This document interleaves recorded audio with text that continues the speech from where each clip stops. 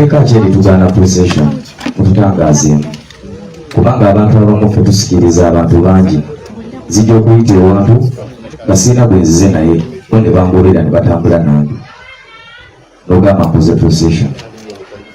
Ekirala bannanga b'ebyokulonda baganda baffe bano bannamawulire bali mbweraliikirivu bwe balina okutuusa information eri ku bantu abataliiwo naye balina obweraliikirivu bayinza obutakola.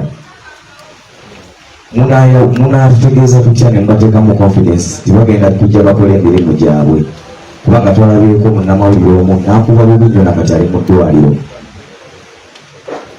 Mutukakasa mutya ti abantu bano eno bagenda kubeera protected kubanga bo bali mukola mulimu gwabwe era mbawule muffe.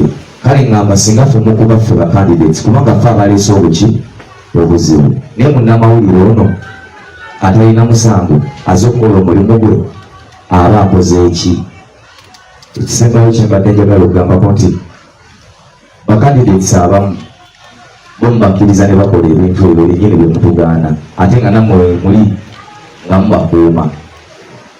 Mututegeeza mutya nti ddala mu kino ekiddako kubanga waliwo omuwenaale omukandidate twabirage ku mutimbagano wonna nga yakola possession nga nammwe mwennyini abakulembezemu abapoliisi abakuumaddembe nga mumukuuma ate nga abalala opposition kuli muganda waffe ono gwe bakubye ne munnamawulire bane ngo tutangaze tuli mbweraliikirivu naffe tulina abaana tulina family tetwagala balowooze nti tuzze mu lutalo nti oba waliwo agenda okufiira twagala nga bwe tuzze nga tuli balamu tuve mu kaana kawe tusigale nga tuli balamu.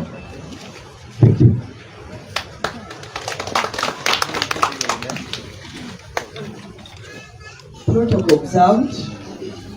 Kinsanyusiza nnyo nti tulina omukulu wa poliisi ali wano. Ebigambo byange byengenda okwogera era nabyogerako nga tuli mu pre-preparation ya nomination.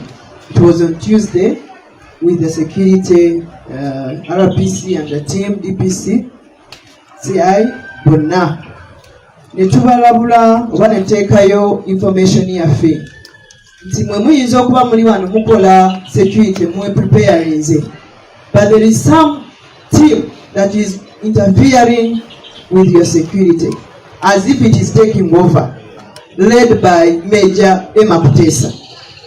Mbadde nsaba security head azze okuleadinga security meeting eno as a stakeholder, take note of this, that gentleman, that officer has come to disorganize Kawempe North.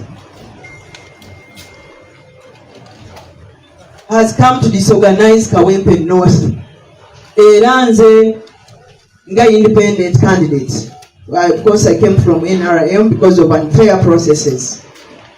Naye mfunye okutiisatiisibwa by that gentleman by that gentleman with his team. There's a gentleman who is a liaison officer from SFC to Electoral Commission, also a major Kashoma Moses. Bantiisatiisa nnyo era buli lunaku